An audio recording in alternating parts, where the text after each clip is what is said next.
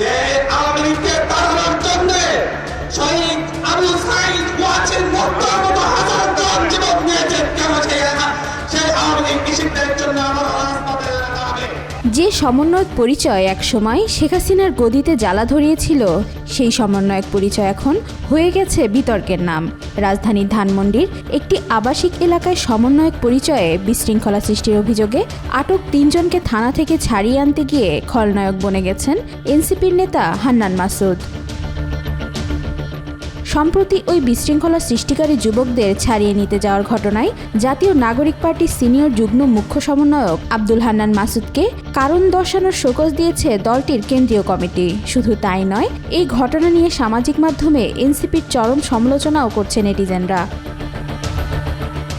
বুধবার এনসিপির যুগ্ম সদস্য সচিব সালেউদ্দিন সিফাতের স্বাক্ষরিত এক বিজ্ঞপ্তিতে জানানো হয়, আটক ৩ জনের মধ্যে একজন সাইফুল ইসলাম রাব্বি বৈষম্যবিরোধী ছাত্র আন্দোলনের মোহাম্মদপুর থানার আহ্বায়ক ছিলেন, যিনি নৈতিকতা স্থলনের কারণে পূর্বে অব্যাহতি পেয়েছেন। তা সত্ত্বেও ২০ মে হান্নান মাসুদ তাকে ও অন্য ২ জনকে জামিন করিয়ে নিয়ে আসেন।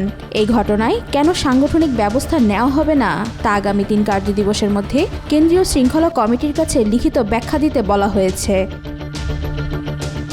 এর আগে ১৯ মে সোমবার রাতে ফ্যাসিস্ট আওয়ামী লীগের দোসর আখ্যা দিয়ে হাক্কানি পাবলিশার্সের চেয়ারম্যান গোলাম মোস্তফাকে গ্রেফতারের দাবিতে একদল যুবক তার বাসার সামনে অবস্থান নেয়। এক পর্যায়ে ধানমন্ডি থানার ওসির সঙ্গে তাদের কয়েকজনের বাগবিতণ্ডা হয়। পরে ৩ জনকে আটক করে পুলিশ, যাদের পরদিন বিকেলে মুচলেকার বিনিময়ে ছেড়ে দেওয়া হয়। এ বিষয়ে ঢাকা মেট্রোপলিটন পুলিশ জানায়, ভবিষ্যতে এই ধরনের বেআইনি কর্মকাণ্ডে জড়িত না হওয়ার শর্তে ৩ জনকে ছেড়ে দেওয়া হয়েছে। একই সঙ্গে ডিএমপি সতর্ক করে দিয়েছে, আইন নিজের হাতে তুলে নিয়ে কেউ নৈরাজ্য সৃষ্টি করলে তা বরদাস্ত করা হবে না।